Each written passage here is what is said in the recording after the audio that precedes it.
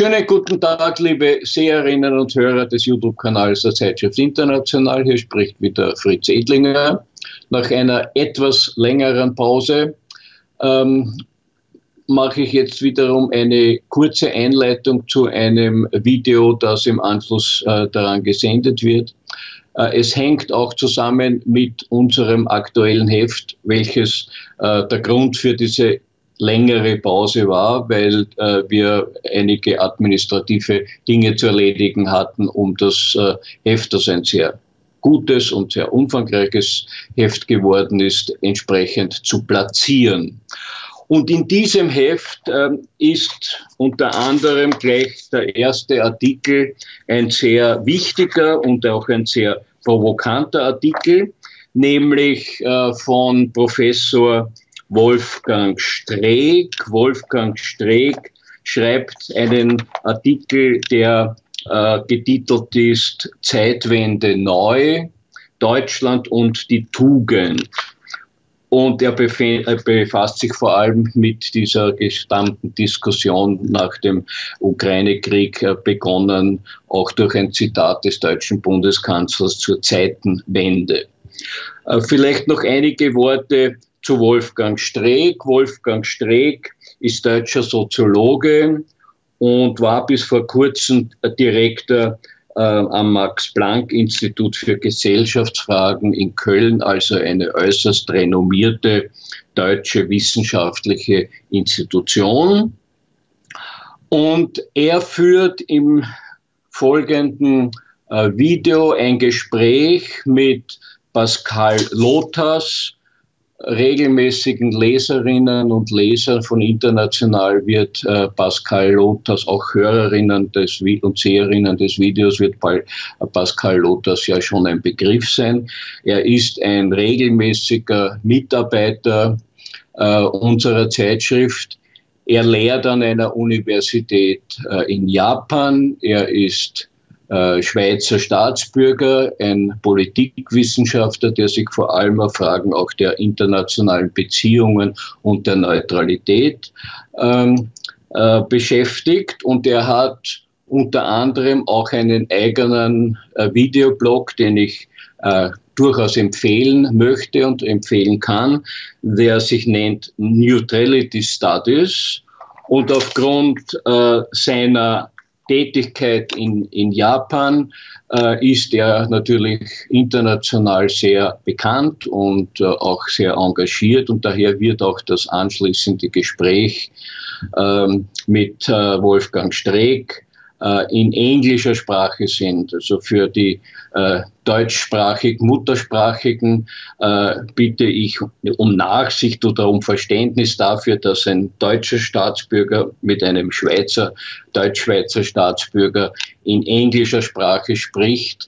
Aber Englisch ist nun einmal doch die Sprache der internationalen Politik, auch zum Teil der internationalen Wirtschaft, und daher muten wir unter Anführungszeichen unseren Seherinnen und Sehern dieses Interview, dieses Gespräch in englischer Sprache zu. Ich möchte insofern noch abschließend auch um Verständnis dafür bitten, dass es am Ende etwas abrupt aufhört, weil wir nur einen Ausschnitt aus einem längeren Gespräch zwischen Streeck und Lottaz genommen haben, und vor allem jenen Teil, der sich auch auf unser aktuelles Heft und auf den Beitrag von Wolfgang Streeck in unserem aktuellen Heft bezieht. Ich darf bei dieser Gelegenheit abschließend nochmals für jene, die das Heft International 2 2023 noch nicht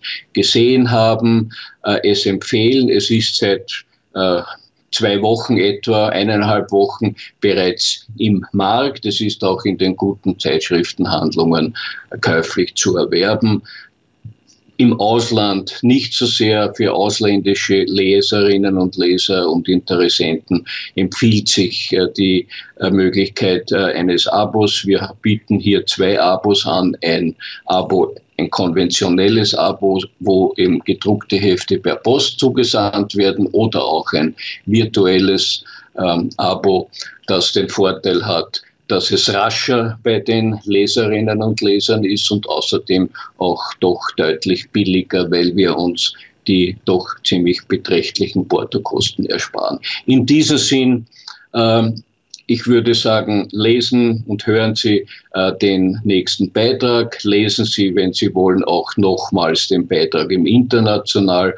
Und darüber hinaus freuen wir uns auf jegliche Art der Reaktion, entweder über den YouTube-Kanal oder auch auf unserer Webseite, wo man schriftlich eben auch Stellung nehmen kann.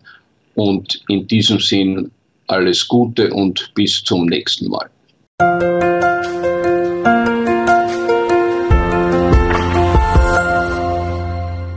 Hello, everybody.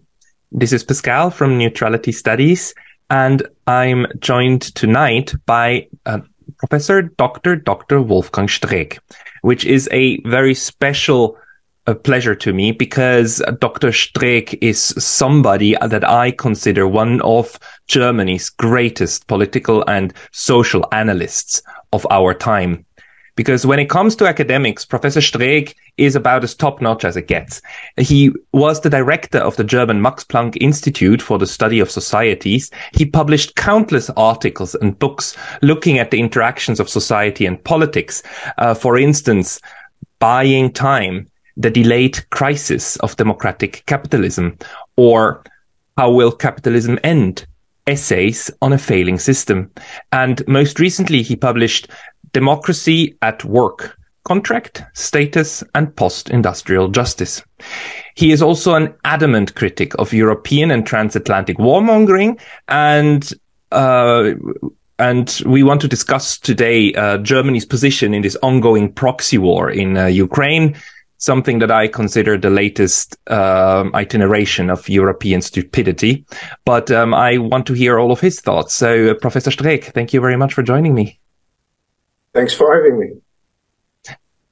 Professor Streeck, in your recent article in the Austrian magazine International, you radically criticized this new German notion of the Zeitenwende introduced by your Chancellor Olaf Scholz. And you criticize it as nothing less than the end of peaceful coexistence. Could you, for our international viewership, please explain what the Zeitenwende is for Germany, or for those who believe in it, and let us know your critique about it?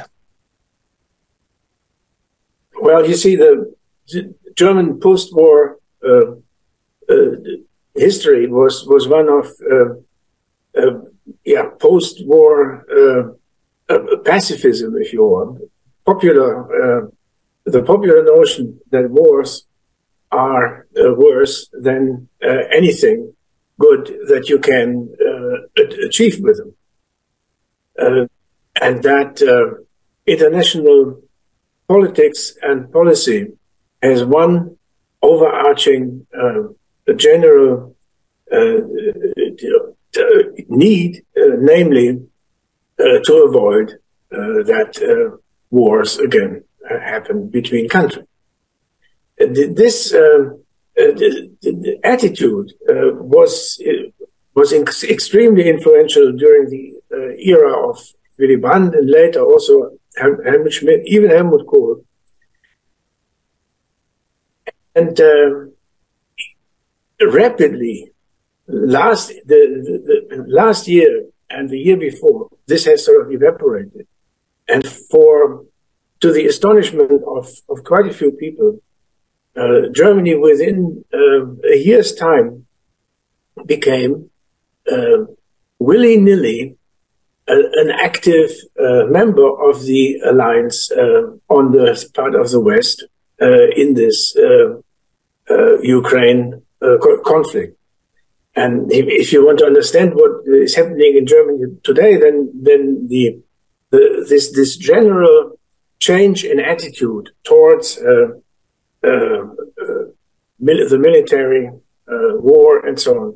This is the important thing associated with Zeitenwende. Can you give us a sense of like how big this trend toward militarism is in numbers? I mean, with including the new budget that was created in order to kind of just feed the war economy. Yeah, you know, they are very good at this. This 100 billion thing is now said to be almost tiny compared to what they think they need, or what they are being told that they need. So we hear now that this budget has to be tripled, which is roughly 2/3 of the federal budget for 1 year. Now, of course, when it comes to weaponry, it takes some time to decide what you want to buy and from whom. And German engineers always want to buy the best possible stuff that you can get. So now this money has hardly been spent at this point, and that's not a surprise because part of it is going into, for example, 35 F-35s. Why 35? I don't know. The thing is called F-35, which is the most modern American fighter bomber, which will be available maybe in 3, 4, 5 years. I guess even longer. And they say it costs 8 billion euros, but realistically, I think you have to double the price. See, Germany was sort of for a very long time, or during the post-war period, Germany was not a nuclear power, because in the early 1960s it signed the nuclear anti-proliferation treaty under strong pressure from the United States, which in exchange gave up some of the prerogatives of it had since 1945, since the occupation. Now, after this, there was always the question whether the United States would use their nuclear arms to defend Germany in the case of a war with the Soviet Union. In order to reassure the Germans, although they were never really reassured, because this idea that the Americans would, let's say, sacrifice New York City for Berlin is a pretty bizarre idea. No, what they then offered, and what the Germans were willing to take, was so-called nuclear participation on the part of the Germans, which basically involves that they buy American planes, the Americans station American nuclear bombs on German soil, and then they tell the German Air Force, just in case, to take these bombs to places that the United States assigns to them. That is called. So we have a little nuclear capability, but let's say in a very limited way. Most importantly, Germany in this sense has a nuclear veto, right? Germany can say we're not using these goddamn weapons because we're not going to fly them there.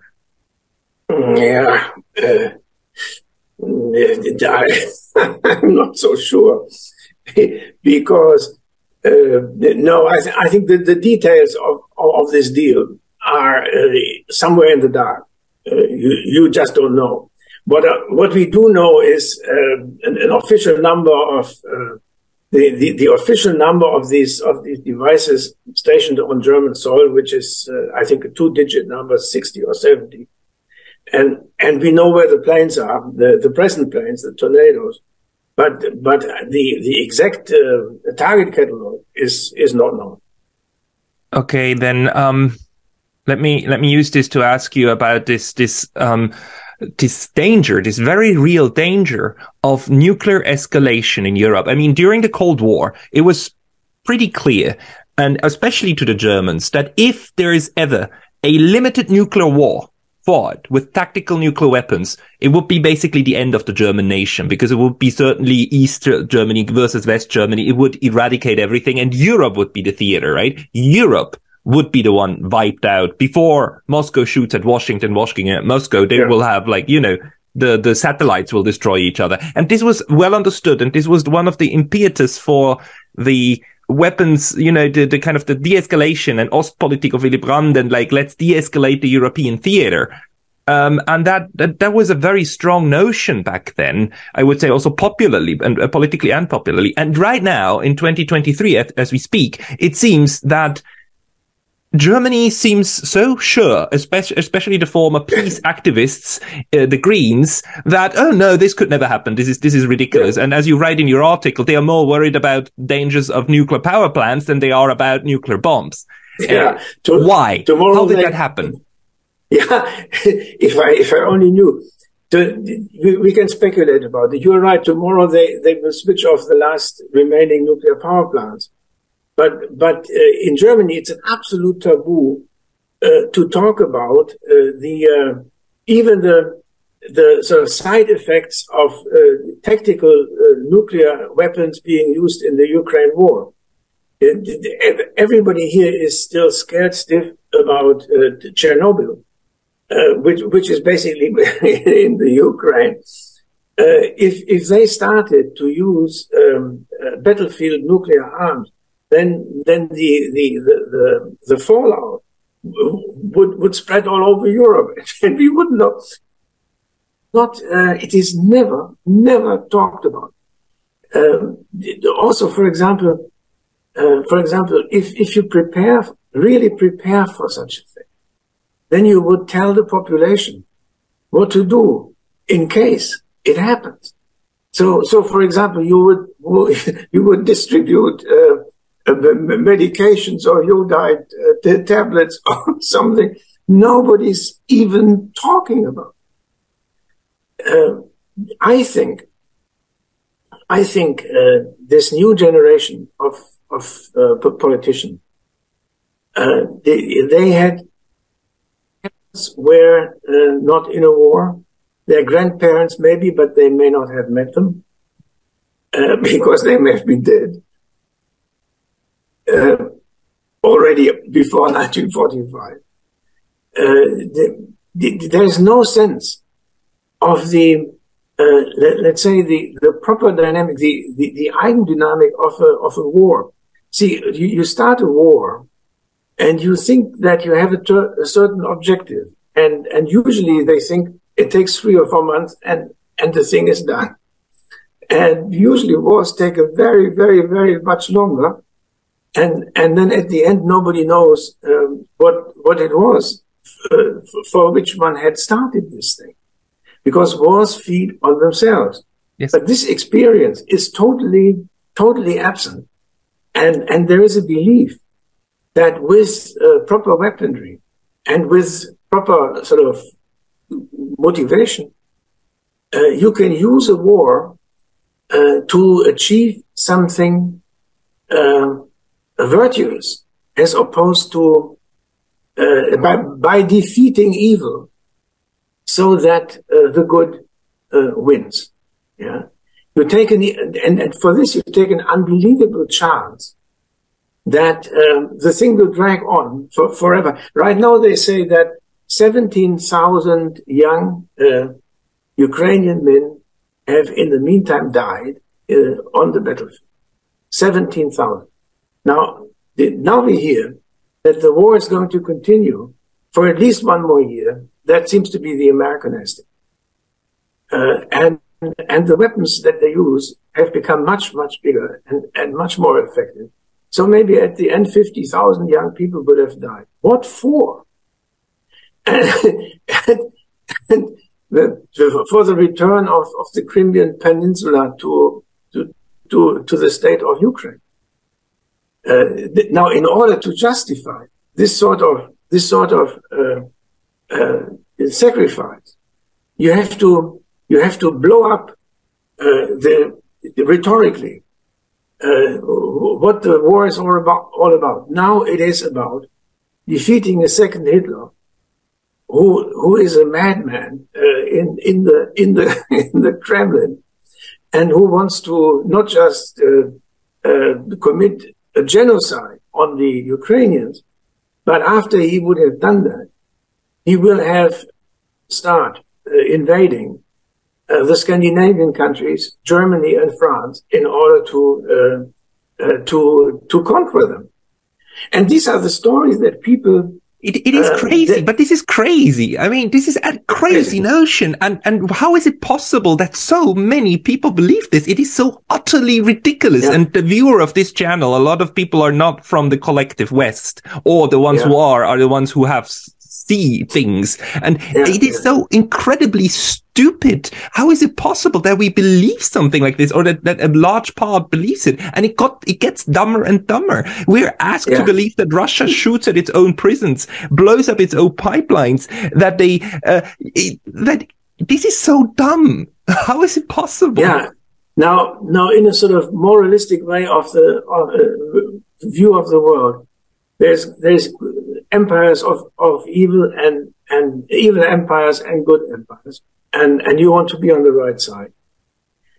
Most importantly, I think this whole story is politically completely decontextualized in the sense that what people observe is this guy Putin marching into Ukraine. The entire prehistory is not just unknown. It is considered morally irrelevant. Moreover,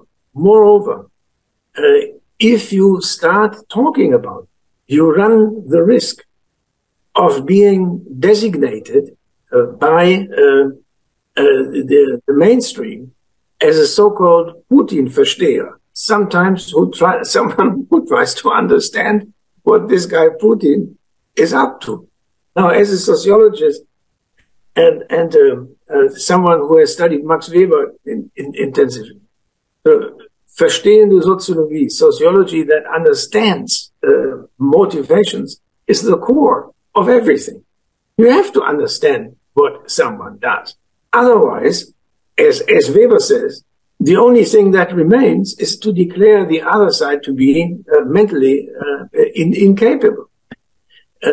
That is what is being done. At the same time, we are told that as mad as this guy is, he is not so mad to use his nuclear arm.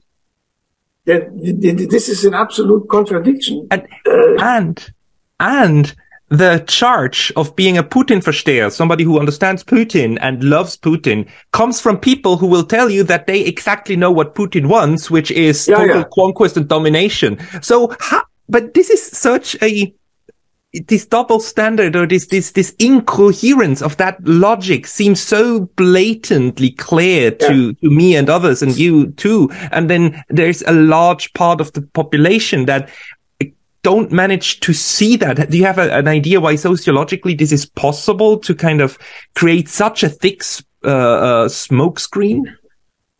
Yeah, it's a particular pathology, and I would think that, see, if you look at survey data, then what you see is that among the young people, there is a majority who are not in favor of sending heavy arms to Ukraine. But among this group, those who are politically interested, and among the young, very few still are, who vote for either the FDP or the Greens, they are interestingly convinced that negotiations, even third-party interventions, even the offer of security guarantees, neutrality, and so on, all these things that are being discussed in the United States openly, where in the United States everybody is convinced that after this war, Ukraine will not again own the Crimean Peninsula. But everybody knows that the result of that war will not be Ukraine being an official member of NATO or the European Union. So that will have to be a federal structure that gives the Russian-speaking areas some sort of autonomy. That this is roughly what this war is going to be about. But you say that here, our foreign minister believes that the only moral objective of the war can be to capture Putin and take him to Den Haag to have him stand trial in the International Criminal Court. Yeah, that is such a absolutely complete madness. Even if the guy, as far as I'm concerned, you could take him to that court, and you could take George Bush Jr. with him. They could both be for breach of international law, as far as I'm concerned. For this to happen, every reasonable human being can calculate how many people will have to die, if at all, in order for the Germans or the Ukrainian troops showing up in Moscow and apprehending Vladimir Putin. Yeah, millions of people would have to die. So it cannot be a reasonable objective of this war to have Putin stand trial in an international criminal court.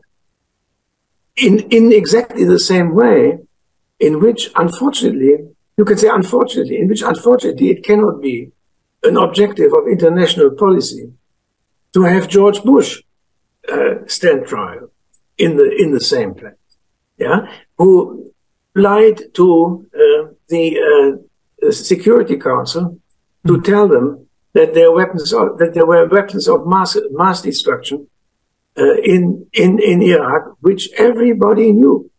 They were not. I think the number is 800,000 or 1 million. 1 million people dying. 1 million people dying in the Iraq war. Yeah, and Iraq is still in shambles. Still, horrible, worse than before. My prediction is that next year, as the American electoral campaign will begin, and as America begins to get real serious, where they have real interests, which is in the Pacific and in relation to China, that at this point, they will simply go home and leave the Ukraine and Europe to their own devices. And these devices, the way things are, will be German devices. So what I see coming is that the United States are slowly getting ready to turn over the military leadership for this proxy war to Germany, being pushed forward by countries like Poland and the Baltic states.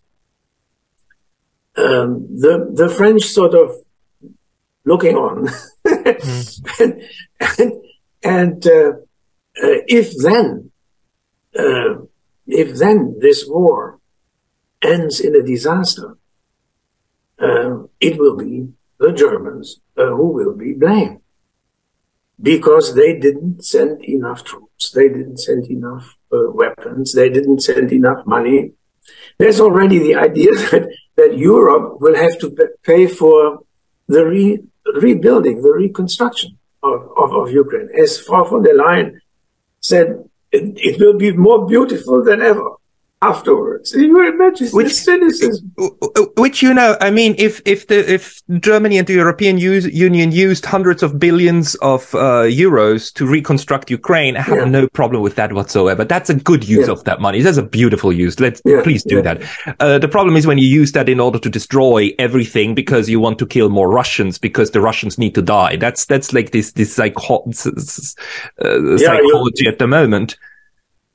You first have to sort of help them to continue the war rather than seeking a settlement. See, the Ukraine.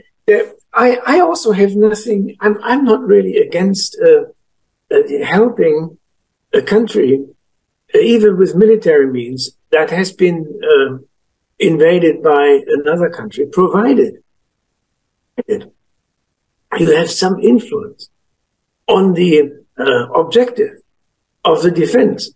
Where's the point where the government of the country that is being attacked will be willing to say that they have now reached their objective and they are willing to talk. Mm-hmm. Now, if you listen to what the Ukrainian government has to say, then it is, we can have negotiations any day, provided the Russians leave every inch of Ukrainian territory that they entered since 2014, and then we can negotiate. Oh, that means that's a recipe for unending continuation of the war. Now, if there was a reasonable prospect that this war can be won and that they can achieve this situation, then I would be, I would about it.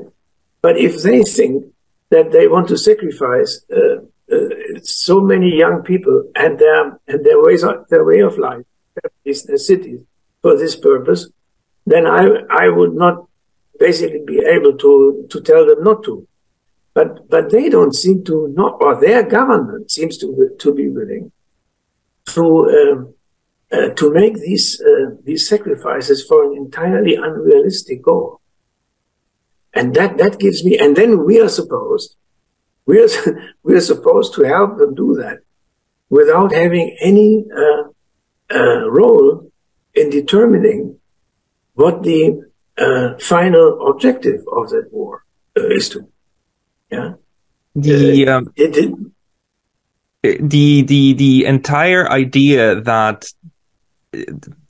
let me put it this way, there is some psychological mechanism at play that I wonder about, and maybe you have insight in that, which is this narrative that we hear in the West, and Germany is particularly strong about we have to win the war, or we have to support. I mean, your foreign minister, Mrs. Baerbock, actually said we are at war, right? She used that phrase. Yeah. And there's a whole psychology about we have to achieve this, but it's of course not we, it's the young Ukrainian men who kill young Russian men and slaughter each other and die, and what we do is have this feel-good rhetoric in the West about we are so virtuous, and virtuous is the sending of weapons, and we are at the point where NATO General Secretary Stoltenberg literally said weapons are the way to peace, which is like so grotesque, but this absolutely makes sense to some people.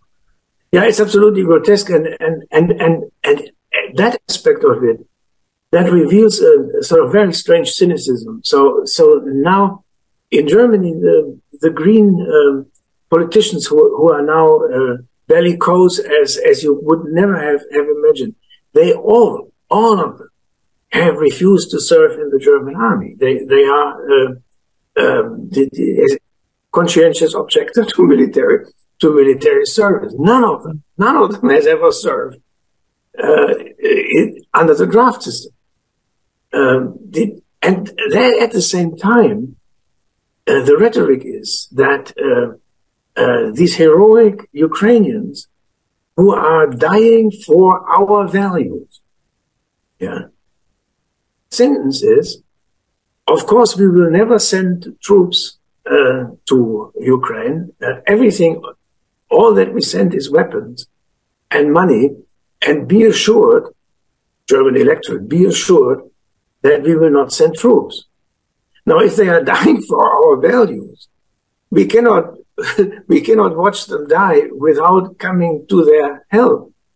And if it's our values is to die for them, then why do we not join them? Yes, and I think as again this Frau von der Leyen once said that